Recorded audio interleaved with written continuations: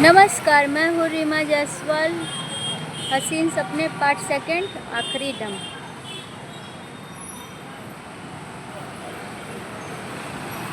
चलो ठीक है, मैं अब जाता हूँ काम पे। ठीक है, शाम को मिलता हूँ। ठीक है। टांगा बाबू, टांगा बाबू, टांगा बाबू, किसे बैठना है मेरे टांगे पे? आके बैठ जाओ। अरे अरे अरे, इतना क्यों शोर मचा रहे हो? मुझे जाना है। कहाँ जाएंगे बाबूजी? अपनी मंजिल पे। अच्छा, लेकिन बाबूजी आप चढ़ेंगे कैसे? मतलब आप तो व्हील चेयर पे बैठे हैं। तो क्या हुआ?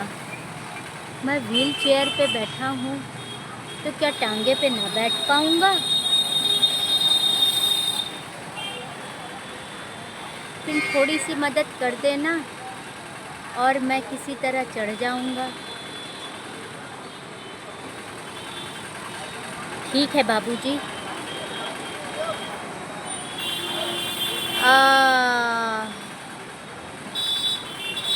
हाँ बाबूजी, आप बैठ गए? हाँ हाँ, अच्छे से बैठ गया हूँ।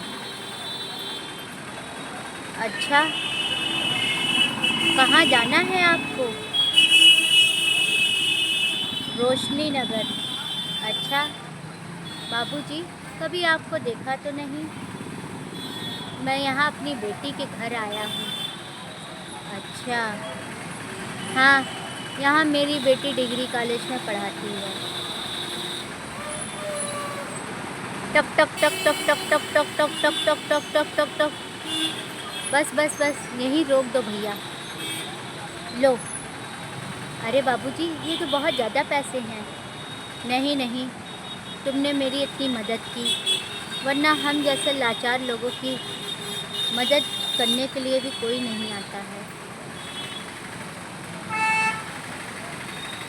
ठीक है बाबूजी, धन्यवाद। सुनो, क्या तुम मुझे रोज़ घुमाने ले जाओगे शहर?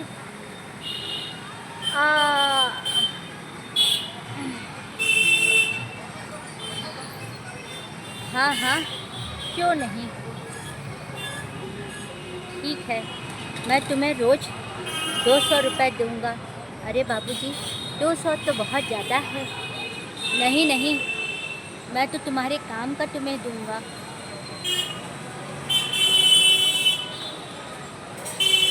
सुलोचना, ओ सुलोचना, देखो आज 100 रुपये मिला है। अरे वाह। हाँ, तुम चिंता मत करो। एक बाबूजी हैं, वो रोज़ हमारे टांगे से जाएंगे घूमने शहर और 200 रुपये रोज़ देंगे बोले हैं। ये तो बहुत खुशी की बात है। जाओ सुलोचना, थोड़ा सा घी खरीद कर ले आओ।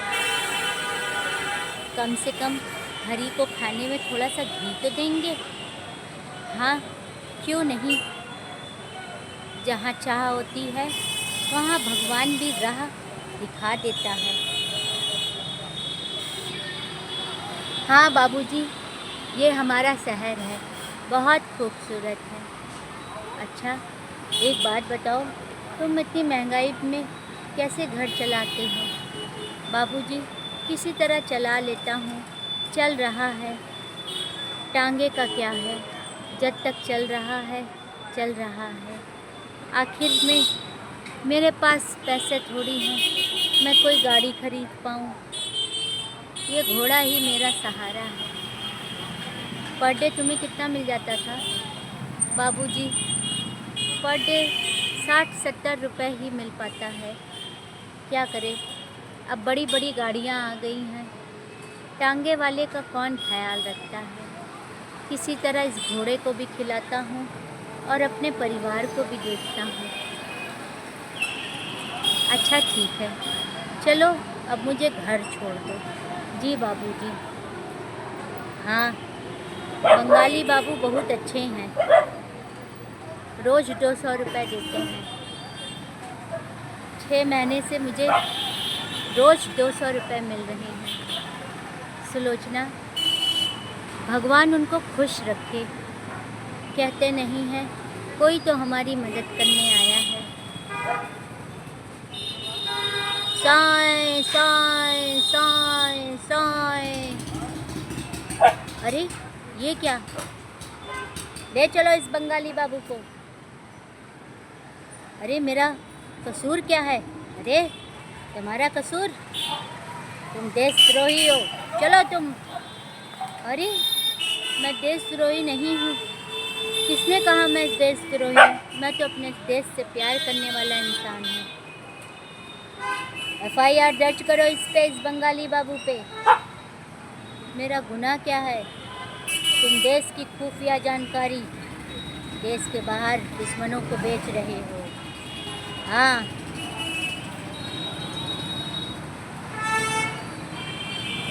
ये कोर्ट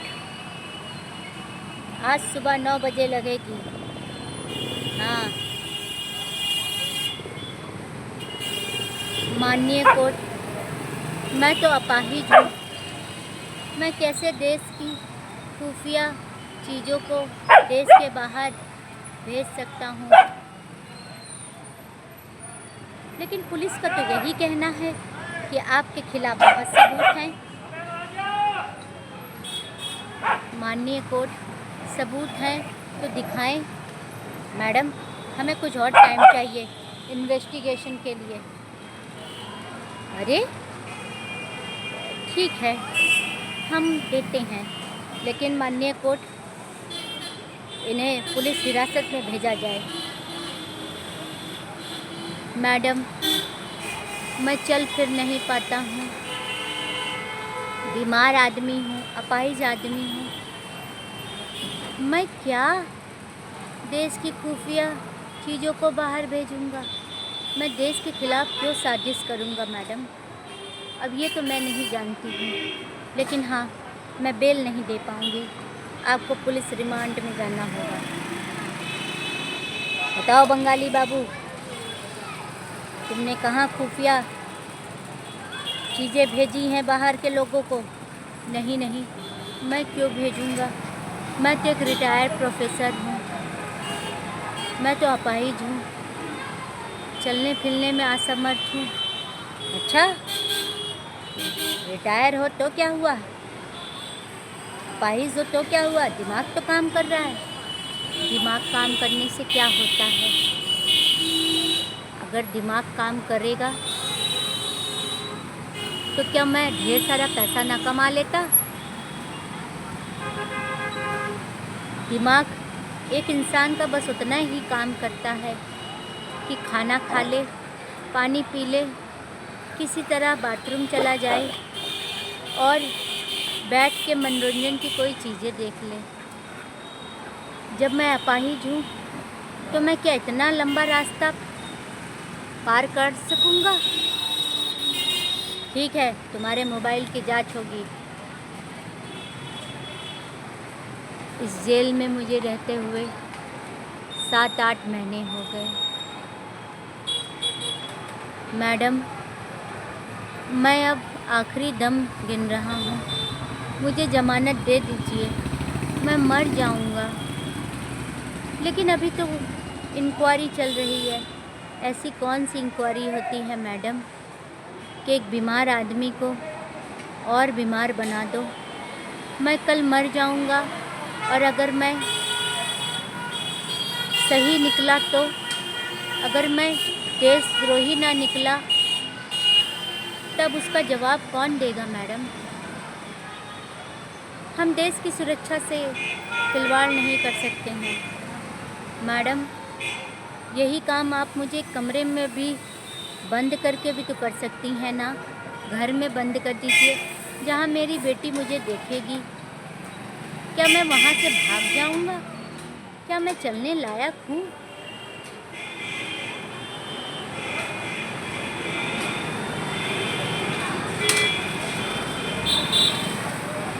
मुझे माफ़ करिए, लेकिन मैं कुछ नहीं कर सकती हूँ।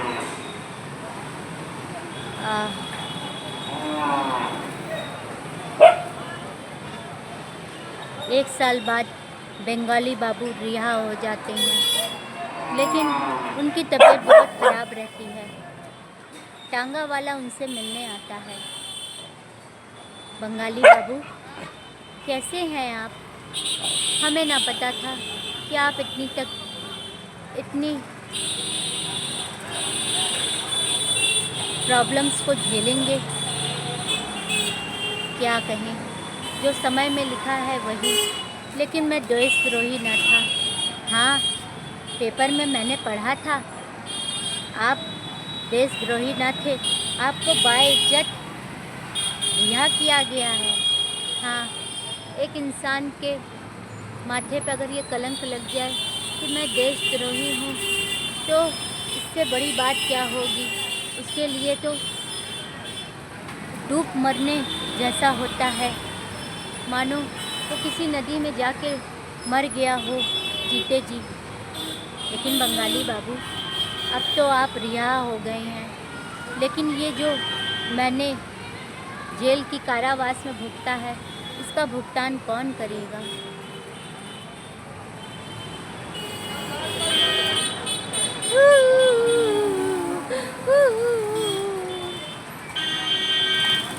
अरे, रोने की आवाज़ आ रही है, बड़ी भीड़ है। कौन गुजर गया? हाँ, बंगाली बाबू गुजर गए। सच में किसी के लिए कोई आज़ादी नहीं है। हम तो गरीब लोग हैं, टांगा चलाते हैं। हमें कोई पकड़ के अगर जेल में बंद कर देगा तो हमारा क्या होगा। बंगाली बाबू तो रिटायर्ड प्रोफेसर थे, लेकिन मैं अपने बेटे हरी को बहुत पढ़ाऊँगा। माँ, ओ माँ, देखो सुलोचना, हरी आ गया है।